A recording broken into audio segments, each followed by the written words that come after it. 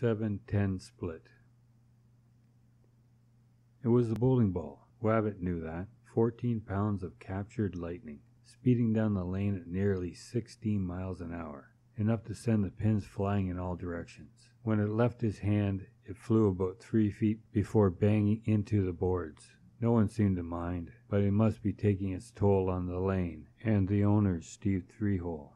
Wabbit admired his new bowling shirt, black with a wide white stripe down the front and back. Embossed across the back was Alley Rat. This was to be the first year of the introduction of mixed bowling leagues. The idea of bowling caught Ellen Opengate's eye also. The part-time office filled in-person turned bank robber. She admired her bowling shirt, also with Alley Rat embossed across the back. The difference between the two was that Rabbit was a dreamer, a black-hearted visionary who entertained murderous thoughts. His only pleasure was to see how hard the ball impacted the pins. Ellen had lately convinced herself she was a person of newly acquired skills, now a planner and a schemer par excellence, the kind of person every bowling team wants. Wabbit, on the other hand, was a wild card, throwing bombs, talking tough. What could go wrong? What did go wrong was the realization Helen proved to be a better bowler than Wabbit. That and they were competing against each other for the last spot on the team. It all came down to picking up a 7-10 split. The odds of making it are once in 145 attempts, and that's by the pros.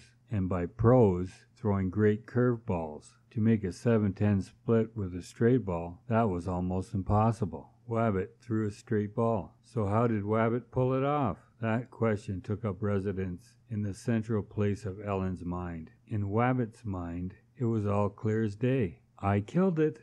Ellen, out to drown her sorrows, at Joe's cafe spills the whole story to old Joe. To make a shot like that, to even try to explain how impossible to execute it, you have to turn to calculus. I mean, you have to use something you don't understand to try to explain another thing you don't understand. That's tough, all right. Is that all you got? It's tough. I mean, I think something was going on behind the scenes. Certain people wanted Wabbit on the team, and they arranged things. But you saw for yourself. The ball struck the pins. It's all on tape. Sure, but the camera was pointed at the pins. It didn't record who threw it. Oh, you think it was a conspiracy. They brought in a ringer. It's not as crazy as it sounds. I mean, think of it. If you had to make that shot, that 1 in 145 shot, would you really give it to Wabbit? Would you really say, okay, Wabbit, it's your turn?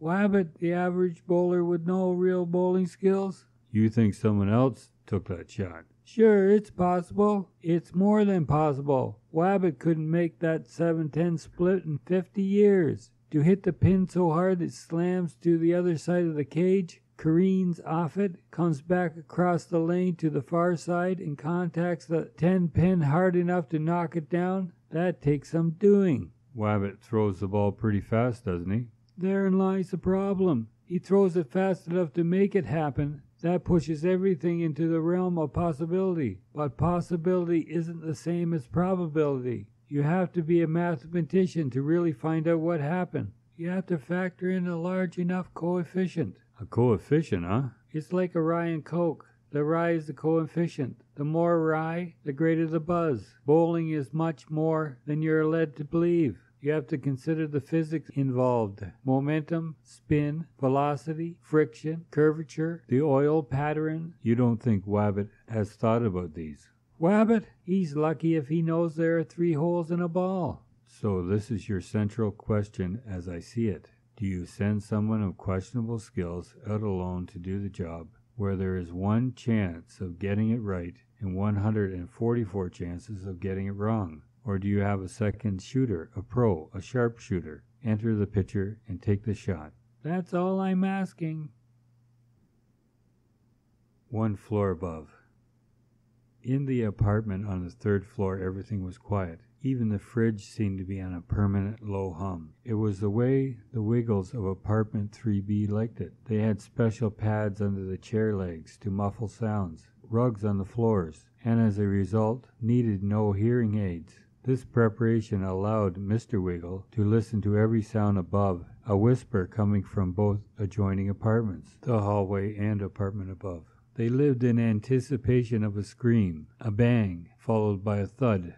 Various contrivances had been gathered over the years and tried, from water glasses held up to the drywall to a stethoscope. 13 years on the call of duty produced 0 results. It made for poor table conversation. Remember when we first met? We stayed up all night and talked. Why don't we talk like that again? What do you want to talk about? Have they discovered water on Mars yet? I wouldn't know. Little did Mr. Wiggle know that Mrs. Wiggle had developed an interest in Martian things over the years. He didn't notice the introduction of Martian-themed salt and pepper shakers. They arrived at the same time as his radio scanner had, and if he did notice them, it was just in passing.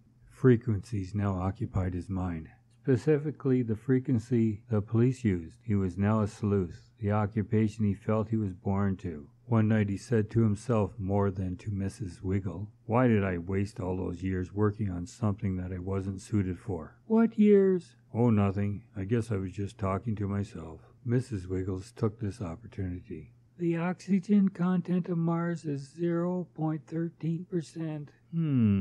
Is this monitor on? I haven't seen anyone going in or out of 3B in the past 2 days. The people upstairs seem unusually quiet." The Martian-themed kitchen apron and matching shower curtain passed by unnoticed. The new camera that replaced the peephole in the door with his monitor demanded and received all his attention. Mrs. Wiggle's green-tinged hair raised an eyebrow, but quickly became just as accepted and unnoticed as the second hand on the living room clock. Mr. Wiggle's preoccupation with listening devices, his ears constantly plugged into various machines, the police scanner among them. These held him tight in their grip. Mrs. Wiggle painted her toenails to match her hair. "Mars is the 4th planet from the sun," she told herself. It was finally the police scanner that got him more attention than he wanted. The police showed up. "You have to stay off the police frequency band." The day they showed up, Mrs. Wiggles was thinking that the Martian year had 687 days. There was something about accumulating these facts that cheered her up.